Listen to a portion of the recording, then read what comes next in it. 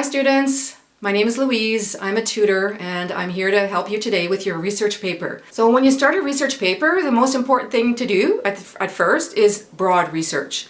So you want to really get a sense of the big picture, because this is how you'll be able to narrow and find your own little niche for your particular essay. Keep your eyes open for an area that you can choose as a focus, and then you want to narrow your research to that area. Gravitate towards what actually interests you, because it'll just be a better paper in the end. So once you have your narrow focus area, I would gather about 3 times as many research sources that you will cite in your paper.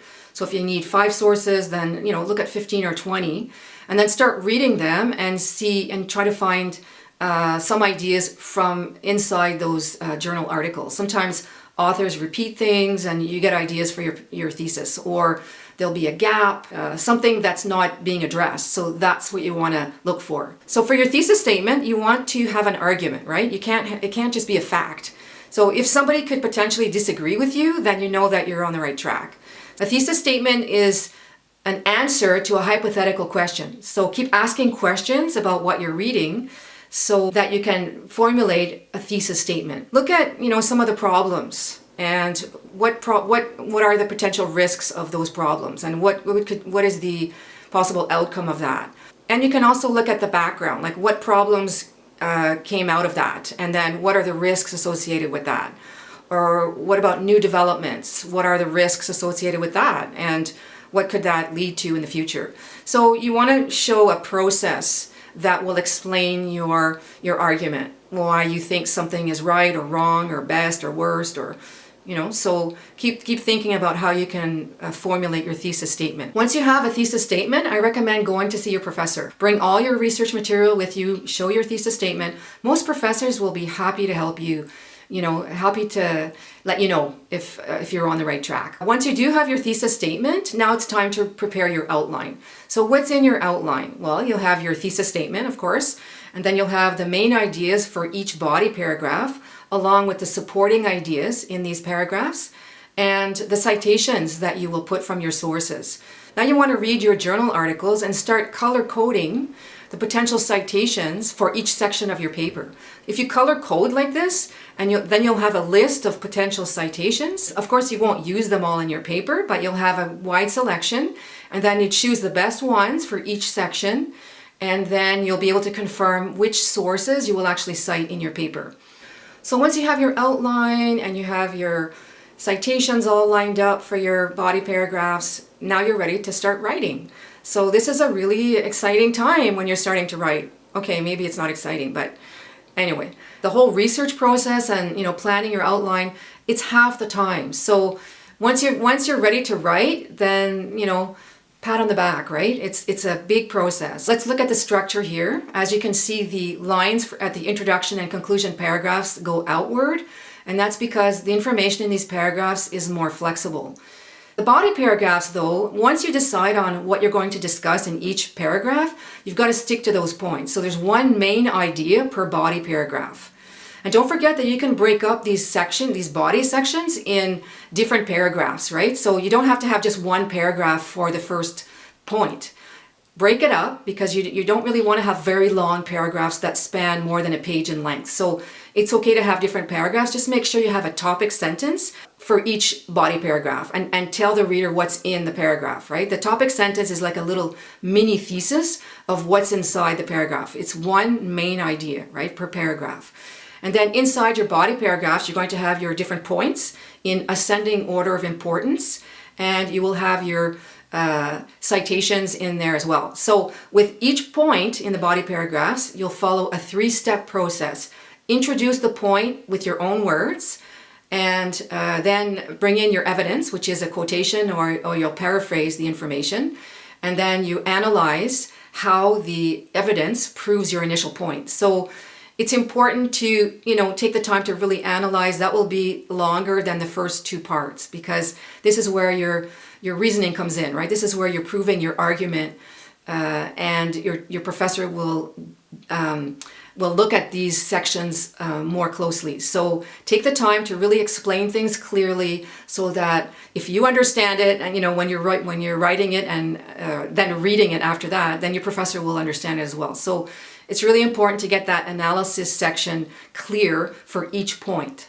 In your introduction, you can start with a hook, some kind of question or statistic or some statement, and then perhaps discuss some of the problems associated with your subject area, and then your thesis statement is the last sentence, and that will address this problem. Alternatively, you could start your introduction with a concession statement, and so you'll have a few sentences discussing the opposite side of your argument, and then your thesis statement will bring it to your side and discuss what your argument is for your paper.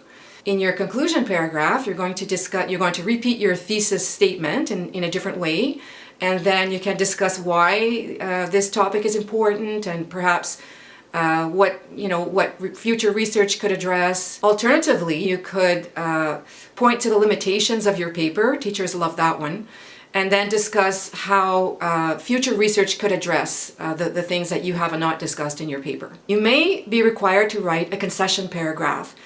Even if you're not required, this is a really good idea because you're showing the opposite of your argument, and it just demonstrates that you're fair-minded, because every situation has valid points on the other side. Just make sure to be fair and put everything, the strongest points you have for the other side, and then come back in the next paragraph or at the end of the paragraph, come back with your own argument to reaffirm what your position is on this subject matter. You can position your concession paragraph right after the introduction or just before the conclusion.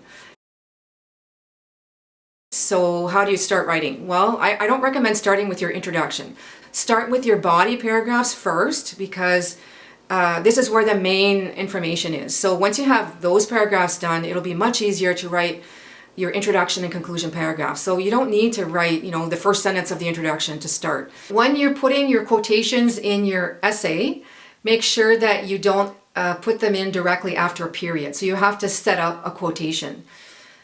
So you could say something like the author states, or, you always want to introduce a quotation. You want to set it up. Most of the time you will paraphrase. Professors prefer that you paraphrase and not put a bunch of long block quotations. Like that's not the way to write a research paper. You can have one or two, but don't write many block quotations. That's just, that's the easy way out, and professors know that. Try not to put a quotation that's just a basic, he said this, or, it's, just don't have a basic text that you could actually paraphrase. You want to have memorable quotations in your paper. There are many ways to start and finish your paper. It just has to be memorable. You don't really want to have something boring, either at the beginning, like, since the beginning of time. That's not, don't do that.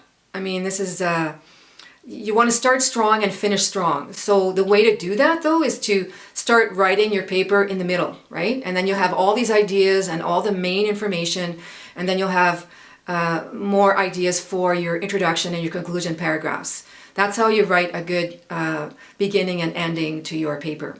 So before I go today, I want to let you know about this book that I just wrote, and which is on Amazon right now. It's on Kindle and will be in paperback soon. So check it out. It's for first year students, but I'm sure that second, third, fourth year students can benefit as well. There's a lot of information. I've been a tutor for 20 years, so anything that I thought would be helpful, I put in the book. So I hope you'll check it out.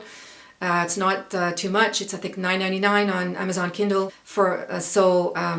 Yeah, that's it. So thank you for dropping by today. If your paper is due tomorrow, you'll get it done, but try to not do that too often. It's not good for your health. It's not good for your GPA, because I think you can still write a great paper overnight, but you can write an even better paper if you start early. So I can't stress enough, the importance of starting early and finishing early.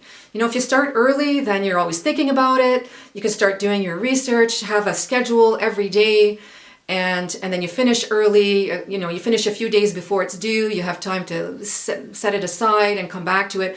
I know this is not the typical thing that students do, but it's something that I learned when I was a student.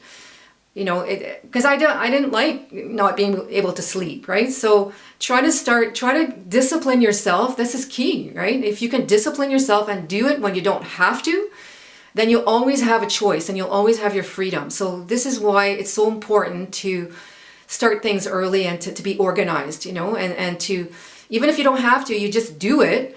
And a little bit at a time is a lot easier than the whole thing overnight. I mean, it's just so hard. So if you're in that situation now, you'll be fine, you'll get through it, but try to learn for next time. You know, just start early. You can do it. I did it. Good luck with your paper. I think you'll be fine. And if you need to, watch the video again, and I will be posting other videos to help as well. So good luck. I'll see you next time. Bye-bye.